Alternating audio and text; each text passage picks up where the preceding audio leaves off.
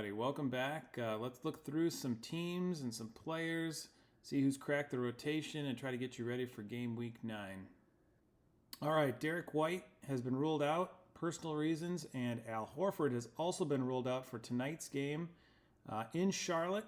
This is a bottom 10 defensive team. They also have a bottom 10 defensive matchup at home against Milwaukee. This makes Boston one of the more interesting teams this game week. Let's see here. So I've highlighted Porzingis. Obviously, his usage is already pretty high. He should get even more shots and more playing time if that's possible with Horford out and with Derek White missing the game. He's really producing. He's playing really well. So if you want to go a little higher end, he's in that $16 range, but I think a good play this week. Luke Cornett, if they blow out Charlotte, not having Horford, the backup bigs probably get a little more run. He's actually been fairly productive in his time on the floor. He just doesn't get a whole lot of minutes. If they blow him out, say 20 or 30 point win, and he's out there for 20 minutes, I think you've got a real bargain here, an L10 of 10 and a cost of $2. This could mean more run for Sam Hauser, but his L10's raised. I would say maybe Banton even gets in a little bit, but he doesn't usually play even in garbage time. So everything else is a pretty big risk. But Boston should be kind of interesting today. On the Charlotte end of things, it's not real interesting. Not a lot of value to be had here. The one guy that kind of sticks out is Ish Smith. He's been covering, looks like the last 3 games, almost 20 minutes a night. He's really not productive when he's on the floor at 0.58. That could go up a little bit. His L10's only 4, so it doesn't take a whole lot to beat your number, but he's up to $4. Garbage time for sure. I would say, they've got garbage time tonight against Boston. They'll probably get killed, and then they actually play Washington, their second game of the week, and Washington's the worst defensive team in the league, so might be worth a look at Ish Smith today. Looking at the Cavs, Mitchell's been out the last 2 games with a hamstring injury. LeVert missed the last game with an injury, so they're a little banged up. Garland's back. I don't know how healthy he is. He just doesn't look like himself, but his L10's 30. He can certainly beat that if he's healthy. We've seen him have 50s and 60s before, especially with other key players out. This has been good news for Craig Porter, but the crowd's on to him. He's a rookie. He's got an L10 of 7. He's beating that pretty easily. He's scoring. His points per minute are really good, but they've driven his cost all the way up to $20, so we're kind of out on him. Strus, you could take a chance on any of these guys, I think. Okoro, I would stay away from. Jared Allen, I think, is decent play. Dean Wade's been getting a lot of minutes, so there are some interesting ones in Cleveland. 2 pretty tough matchups, though. They're at Philly, and then they get the Heat at home, so be wary here. The Warriors catch the Rockets on the second night of a back-to-back tonight. Curry's obviously been awesome when he's been in there, but the guy I'm looking at is Kayvon Looney. Played 35 minutes last game. In Draymond's absence, he's got to pull the load up front, and he's almost a point a minute guy. His minutes on the season are only 24, so his average is still pretty low at 22. He's $5. I think he's worth a shot tonight. This could be one of those 12-point, 20-rebound games for him. Moving on to Houston, they are on the second of a back-to-back, but I've highlighted a couple guys who I think are good values this week. Aaron Holiday is still in the rotation. He may play a little more tonight with the starters being a little tired from traveling and playing late last night. L10 still only an 8. He's definitely in the rotation. He's getting 15 to 20 minutes. He's not productive, but he's getting enough minutes where he can get you something. And Jeff Green has been playing really well for them. He's definitely in the rotation too. Tari Easton's out tonight, so both of those guys could get a slight bump from that.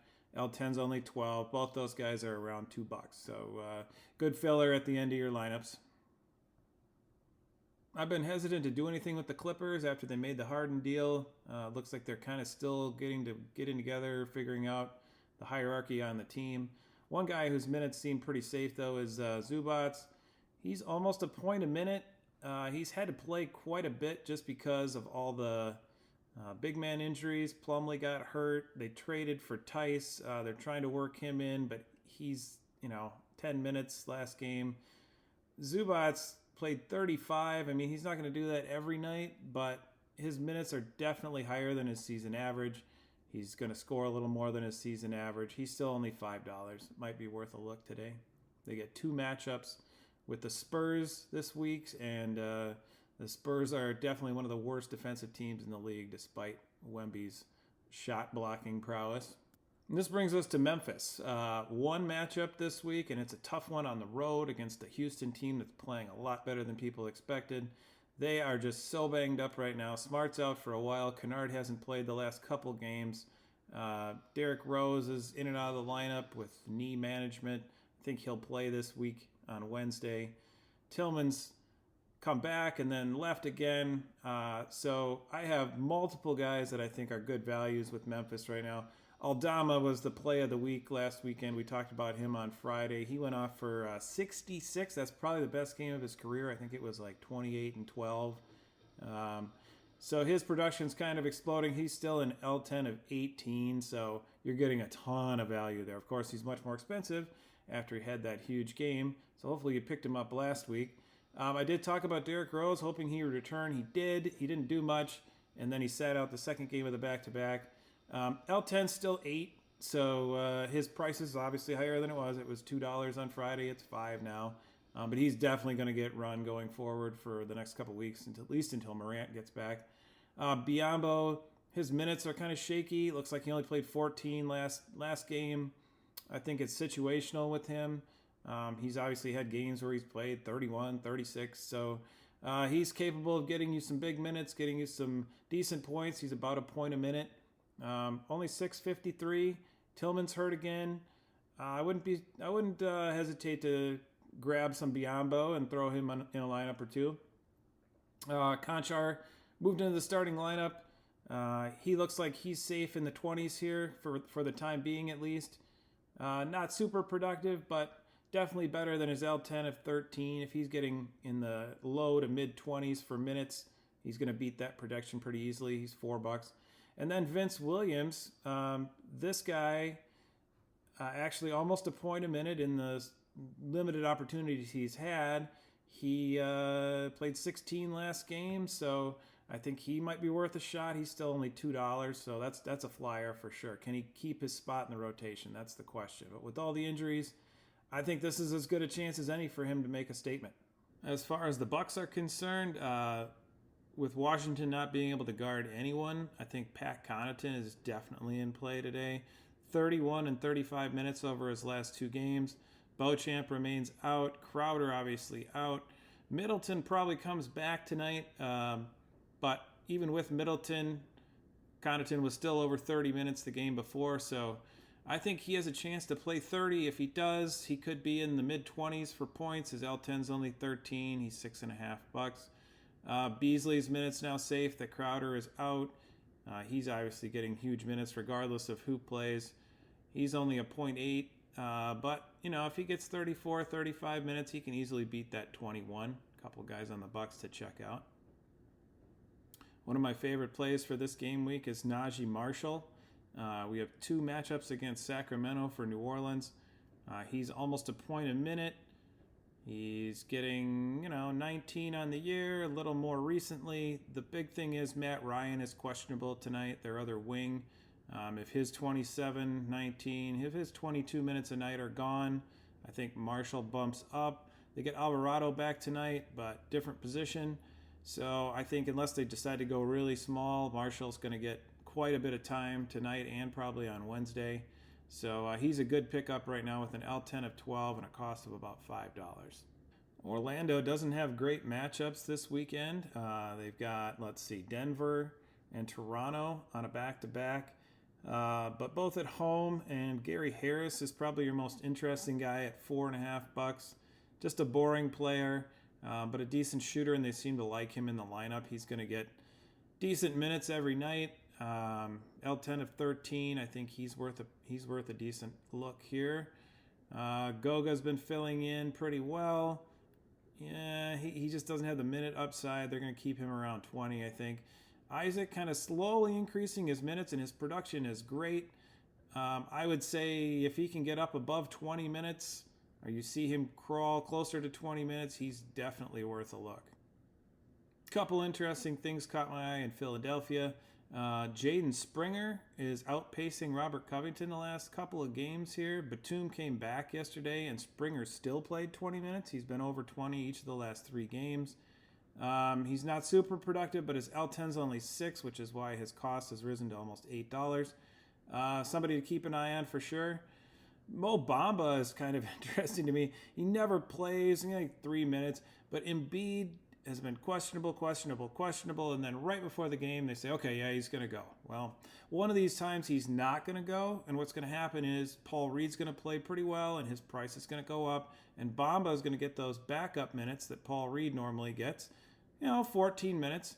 And what happens with Bamba is he's super productive when he's on the floor. So he could put up 15, 20 points, 25 maybe in some limited time. And if he's hot and the coaching staff thinks they need to roll with him, or if the game's out of reach, he could put up a huge game and then his price goes through the roof. He's only $1.32, so he's a flyer for sure. I think with Eric Gordon, we kind of all thought that when Bradley Beal came back, he would go back to a 6th man off the bench role. He'd have minutes in the 20s and, his normal role that he's had pretty much his whole career. Well, that didn't happen. So Beal's now out for a while again. Gordon's getting starter minutes, averaging over 30 on the year. Been even a little higher than that the last couple games. Obviously, the double overtime game yesterday throws things off a little bit. But 0.86 points a minute, I would say, if he can keep averaging 33, somewhere in that range, minutes-wise, you're looking at, 30 a night, and on some nights he'll get hot and he'll give you 40. He's getting that many minutes, so at $3.90, he's definitely worth a look. The other guy in the Suns that's been getting a little more run lately is Nasir Little. Obviously more last night with the double overtime game, but I've noticed his minutes, he was out of the rotation completely. He's coming up a little bit. Still cheap at $2.67. He's a 0.9 per minute. I would expect him to keep getting some run. He's been playing pretty well. No Kevin Huerter for Sacramento last night, and guess what? Malik Monk was not the fill-in. They kept him coming off the bench. They turned it over to Chris Duarte, and he played 33 minutes for Sacramento last night. I would say that's worth noting, as his season average is only 14.9. He's not super productive, but with an L10 of 9, if Huerter's out again tonight, he could see big minutes again. And for $6, might be worth a look. We talked about Chris Boucher on Friday. He came through over the weekend with a 30. He's been looking great. He's getting minutes, whether Anunoby plays or not. Averaging almost 20 the last couple games. He is over a point a minute, so an L10 of 15. I mean, obviously, if he can get you a 30, you'll take that to the bank. With the Wizards, if you've been waiting to buy your Kyle Kuzma stock, this may be the time. He's all the way down to $7.67. He's easily the most productive guy on the Wizards. The Wizards have 2 bottom 10 defenses in Milwaukee and Charlotte this week. I don't see any reason I would not play him here.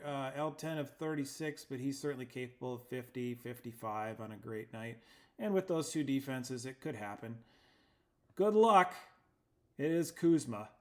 Thanks so much for watching. I really appreciate all of you who have liked my videos and subscribed to the channel. Trying to beat my 11-year-old in follower count by Christmas, so I've got a ways to go. Anyway, appreciate y'all. Have a great week. Have a great Thanksgiving, and we'll see you back here on Friday.